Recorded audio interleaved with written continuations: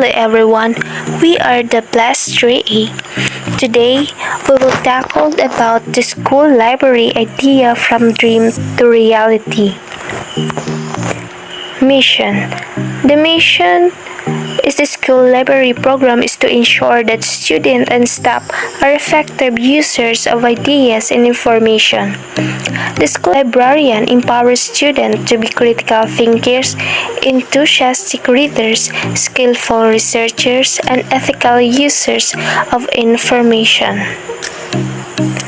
There are three publications of information power, which are Guidelines for School Library Program by American Association of School Librarians or EESL and the Association for Educational Communication and Technology or AECT in 1998.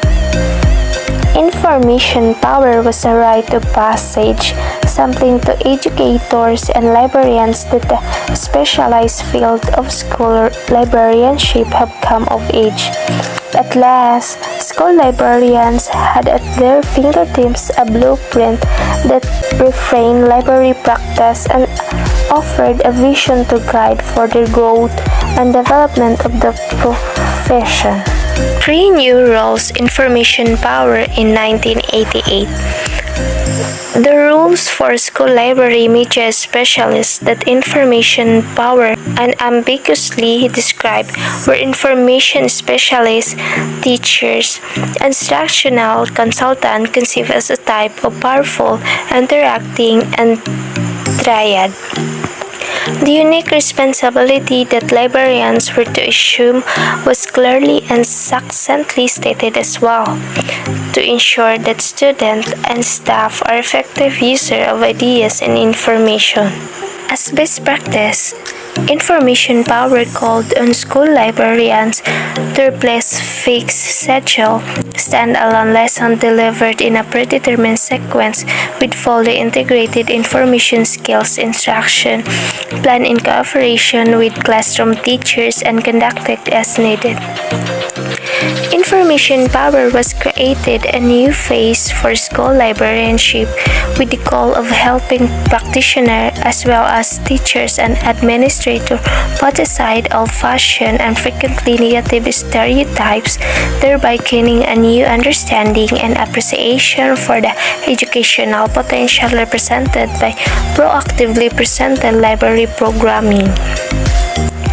Information was also a timely reminder that the earlier goals of creating centralized collection, of selecting multimedia resources, and of hiring professional staff had been reached, and that it was time for the field to establish a new vision, proving the value of library skills instruction.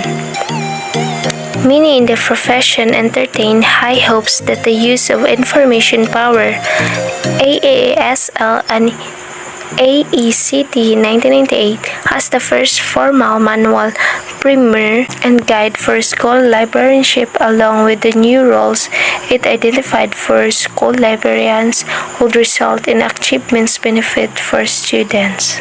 Unfortunately, research studies conducted during the 1980s failed to prove definitively that library skills instruction results in enhanced student competencies and higher grades. Professional disappointment at this turn of event and anxiety created by shrinking budget and increasing demands for educational accountability created sort of crisis mentality, which has in some ways characterized the school library profession ever since. These same conclusions were advanced by Kester, whose study of 300 college freshmen revealed that although 85% of them had received library instruction in high school, the instruction appeared to have little carryover or effect. Specifically, Kester research revealed the student lacked technical skills related to online public access, catalog use, and online searching. Renewed focus in teaching and learning. This research provided evidence for what many librarians had suspected all along, that the scope and sequences skills curriculum presented in standalone lesson does not translate into information skills children can apply in completing research tasks even when taught every year.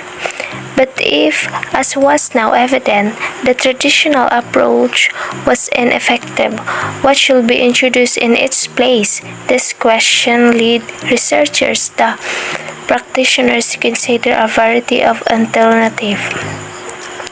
Wall 1974, quoted in Carroll 1981, suggested that students be taught the use of collaborative resource system, not just reference book. The teacher, the librarian, or the adult has to be actively and sensitively intervening most of the time in some way or another. Yang and Breman 1978, cited in Carroll 1981, identify the following as problems that should be addressed: lack of cooperation between teachers and librarians, poor teaching materials, stand-alone lessons or artificial assignments, failure to provide instruction to meet students' needs, lack of research on strategies to improve practice. Davis 1974, significant barriers to effective student outcomes in information skills program. Significant barriers are the lack of the library skills integration, limited time for planning, failure to contribute to curriculum planning or curricular guides, and teacher reliance on textbook. As in the case of bibliographic instruction in academic libraries, not everyone in the school media felt immediately or enthusiastically embraced the new focus on instruction or the expectation that librarians assume responsibility for student learning.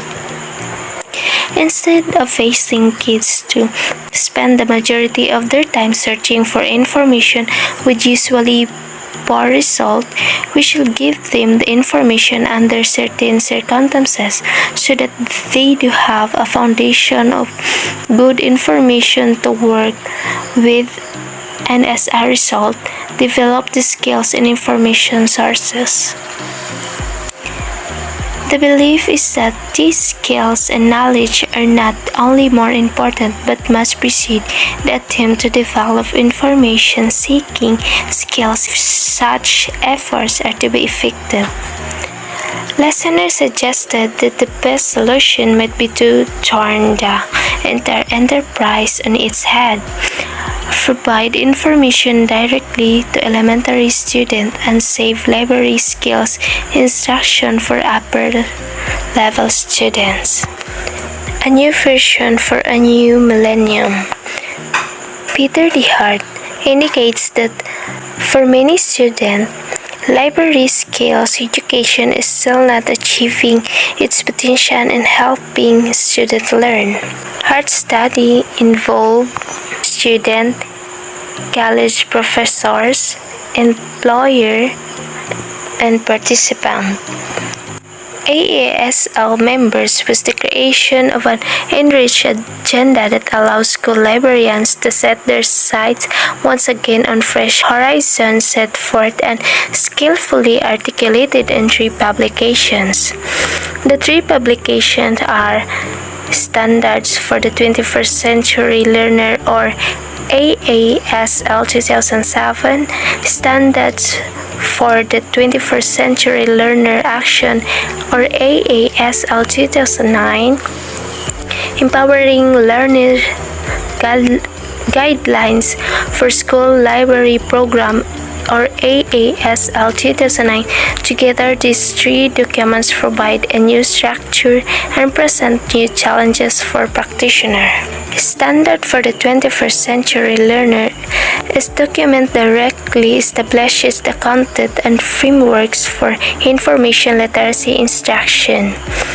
A standard for the 21st Century Learning in Action is designed to assess school librarians in collaboratively planning powerful inquiry-driven learning experiences that will enhance student skills and increase understanding. Broadly written, this document fills in the details and how-tos in the benchmark and indicator sections of the standards. The third work, empowering learners, depends and extend our perception of the many hats skilled librarians done on a daily basis. Take together, these three publications clearly establish the focus on student learning, delineate the school library program role in affecting these important change, and provide direction and foundation for school librarians as they educate today's learner. School library beginnings, opening the door. DeWitt Clinton, 1969 to 1828, early governor of New York State and as the father of the Erie Canal, doubled honor by school librarians for his vision in recommending in 1827 the creation of libraries in the public schools. Johann F. Herbert, the most influential German philosopher who realized, contrary to the conventional pedagogical wisdom of the day, that ideas and intellectual development were ultimately more valuable than the master of a specific body of knowledge. According to Cecil and Hebb's 1940, the Herbartian movement in reading which swept this country, particularly from 1889 to 1897, was a large factor in the awakening of educators to the potentialities of the library in the school, combining schools and public libraries. Proponents argue that joining the two entities made sense in terms of economic convenience and efficiency.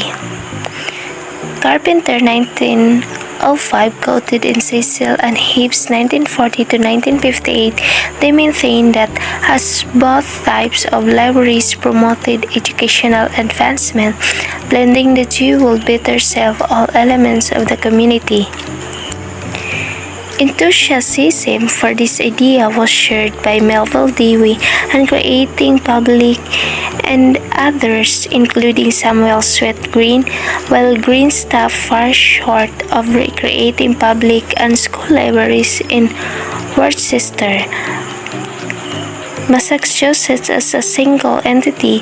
He made overtures to the schools by loaning the students and faculty materials from his public library and by encouraging classes to visit. In the meantime, many other communities experimented with various forms of interlibrary cooperation or amalgamation. For instance, public libraries maintain branch facilities within public schools, tailoring collects to meet the needs of adults as well as pupils. In areas without access to public libraries, it was not uncommon for state library agencies to provide packaged libraries of pre-selected materials to school. During this period, museums in many communities also partner with school libraries to make their collections available to local school districts. The collaborative spirit representative of this kind of interagency cooperation continues even today. Sharing library collections. The idea of school library collection, which seems to have taken hold first at the high school level, spread as more and more schools came to appropriate of easily accessible collection of books. Number of administrative models were tried in various districts and the country. For central library management, a model adopted by some cities provided for central library management of selection and acquisition activities for all the schools in the district. For the public library, a second model described above called for the public library to use high school libraries as branch sites. For independent libraries, while a third model created independent libraries in district high schools supervised and maintained by teachers or librarians. In many school, teachers favor classroom collection, arguing that immediate accessible to grade-appropriate books would encourage reading and the developing of reading tastes. Perhaps for this reason, the concept of a centralized collection within the elementary school grew very slowly. Establishing school library services. The National Educational Association, or NEA, and the National Council of Teachers of English, in addition to the LLA, help institutionalize the idea of school libraries through the creation of special school library departments within their organization. NEA also supported the creation of classroom collection of age-appropriate books as the most satisfactory means of forming a taste for good literature among elementary school students. As the most satisfactory means of forming a taste for good literature among elementary school students. Although this model sounds unremarkable to contemporary ears, it must have seemed positively revolutionary in schools where teachers relied exclusively on textbook and grade-level readers as the primary medium of instruction. For many years, their offer a common practice was the housework of literature in the classroom and non-fiction collections in the school library. 20th century education development. The first 4 decades of the 20th century saw a definite educational turning away from more repressive programs anchored in education as discipline, training theory, and role learning toward a child-centered theory of education based on the principles of active learning. Some educational initiatives founded on these principles included the Carey Plan, derived from the experiential learning ideas of William Albert Wirth and John Dewey, the Winnetka Plan, which featured individualized curriculum, and the Dalton Laboratory Plan created by Helen Parkhurst, which emphasized the value of individual study. In one way or another, each of these innovative programs placed the school library at the center of the curriculum. Inequities in library services. Although education for African Americans was never supported in the South to any great degree, the institutionalization of segregation by the U.S. Supreme Court in Plessy v.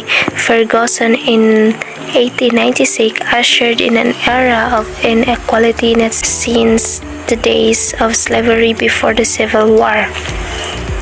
The Supreme Court established the doctrine of separate but equal, virtually guaranteeing to black children a substandard education in the same way that literacy requirements and Jim Crow laws had ensured the disenfranchisement of their parents. It is safe to say that although many white children in the public schools of the North during this period lacked easy access to books and resources promised by a centralized school library, the obstacle to such access for black children in segregated schools of the South and West are often insurmountable. Where they existed at all, school library collection maintained for black children most often consisted of donated books and frequently the outdated and worn-out cuts off from white schools. Library standards for public schools. AA 1925 distributed with the publication of the elementary school library standards. The primary focus was not on instruction but on creating a new department that could assemble and distribute the materials of instruction. These standards also stated that under no circumstances shall the librarian be expected to do clerical work. Rather, he or she is expected to work in close cooperation with teachers of the school, introducing children to many kinds of books and many subjects. Julius Rosenwald provided a measure of library funding for black schools in the South. Hanchett 1998, the fund also provided money to build library collection directly to black schools. Even so, this gift did little to close the enormous quality gap in public education funding between white and black schools in the South. Progress towards centralization of school collections. In 1940s and 1950s, saw continuous movement in many school districts towards the development of school libraries as separate, centralized facilities, sometimes to augment and sometimes to replace classroom book collection.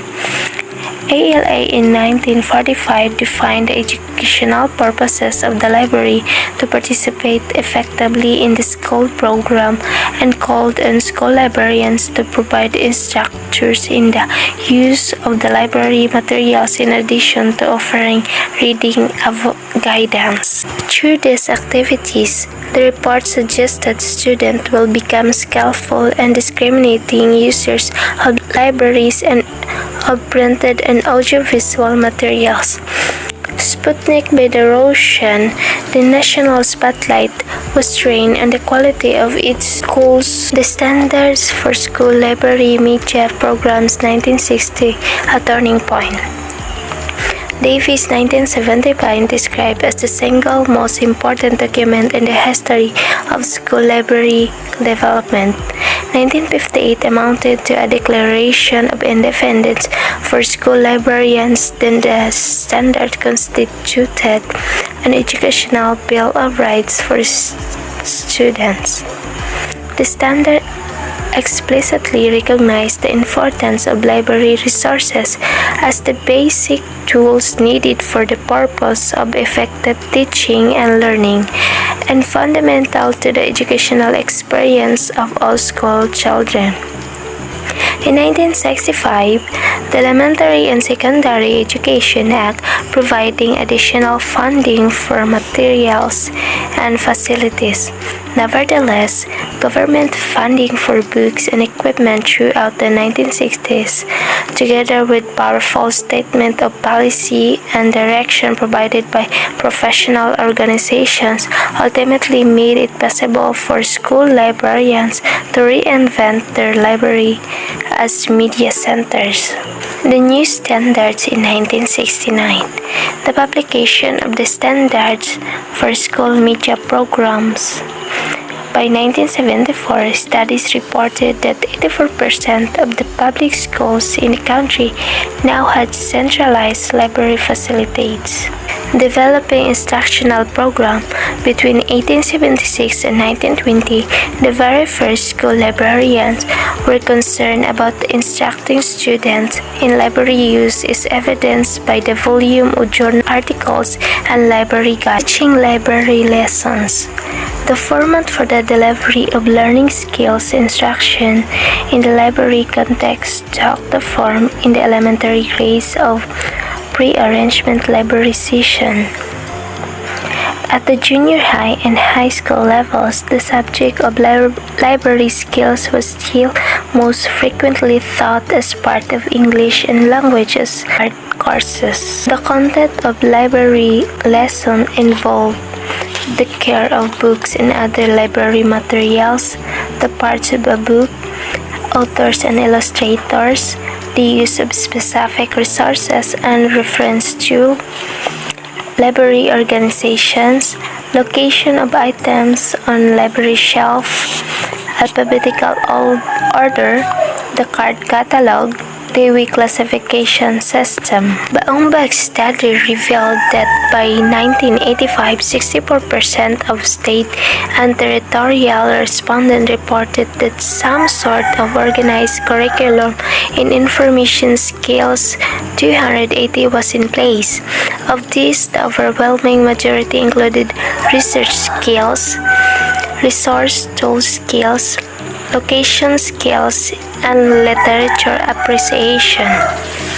New focus on student learning. Irving research drew attention to as definition as one of the most important information skills that youngsters needed to learn. Irving recognized before many in the field that the development of abilities and skills in thinking 121 was the ultimate and most valuable outcome of information skills within a larger framework of information-seeking tasks to make them both relevant and applicable to life. Irving argued the student role in learning and information-seeking had been overlooked, noting that the depth and meaning of the learning may be rather more influenced by the way they tackled their work than by any actions of their teacher.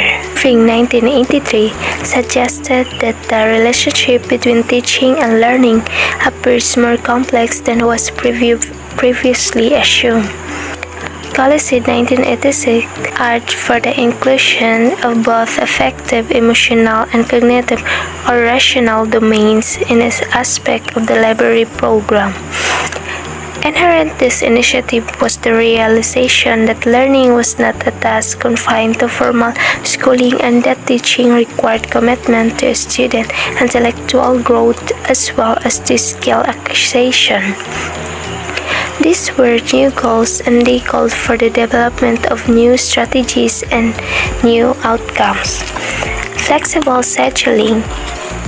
In their place, librarians sought to provide flexible access by inviting students to come up into the library, connect with the librarian, and receive instruction individually or in small groups as needed.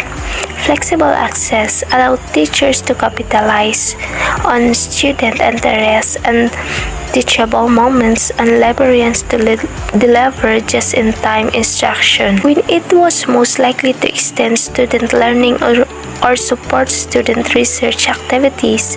Flexible access scheduling has prompted both the integration of information skills instruction within classroom activity and the process of shared planning by teachers and librarians. Moreover, the persistence of rigid scheduling in the library is now considered a barrier to student access to information and to point-of-need instruction. ASL Standard for the 21st Century Learner. In 2007, ASL offered a new set of standards and introduced new resources to guide the development of information age program and instructional intervention. The ASL Standard for the 21st Century Learner 2007 are built on a foundation of common belief, learning standards, and strands of learning. They cover a wide range of learning activities and include recommendations for helping students develop essential skills, disposition, responsibilities, and self-assessment strategies within an overall framework of critical and creative thinking, communication, and collaborative problem solving. The new standard takes fresh approach and a broad perspective on student standard in the school library field by focusing on the learning process, not on the more limited concept of information literacy. They lay out underlying common belief as well as standard and indicators for learners. The new standards outline 9 common beliefs that make up the learning environment. First, we have the reading is a window to the world. Second, inquiry provides a framework for learning.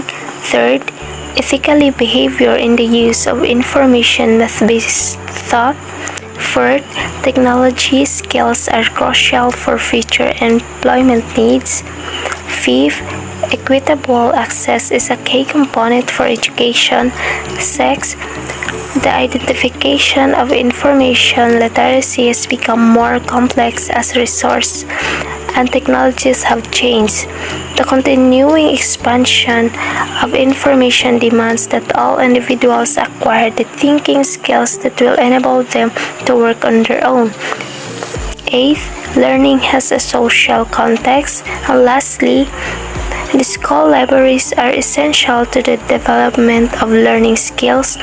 In addition, the learning standard can best understood and realized within a belief-driven environment. These include the ability to inquire, think critically, gain knowledge, draw conclusions, make informed decisions, apply the knowledge to new situations, and create new knowledge. Share knowledge and participate ethically and productively as members of our democratic society and pursue personal and aesthetic growth. There are four strands of learning are embedded in standards, which are skills, disposition, responsibilities, and self-assessment. Skills refers to knowledge of process and content helps learners grow and develop. Disposition, a learning behavior, actions, habits of the mind, and attitudes that transfer a learner from one who is able to learn to one who actually does learn. Responsibilities. It requires students to assume ownership of their own learning and adapt an ethical approach to their use of information and requires learners to employ evaluation skills in judging their own work and that of others. Empowering learners guidelines for school library programs. Empowering learners builds upon program delineated in both foundations of information power, with a foundational emphasis of the AESLS 2007 Standard for the 21st Century Learner. This book provides a fresh examination of the involving rules of the school librarian and details action for developing vision for learning. Building the learning environment and empowering learning through leadership. The new guidelines also offer for support for the core beliefs that school librarian empowers students to be critical thinkers, euthanistic readers, skillful researchers, and ethical users of information. Mission of the school library program is to ensure that students and staff are effective users of ideas and information. The school librarian empowers students to be critical thinkers, enthusiastic readers, skillful researchers, and ethical users of information. In addition, school librarians are charged with the following: collaborating with educators and students to design and teach engaging learning experiences that meet individual needs.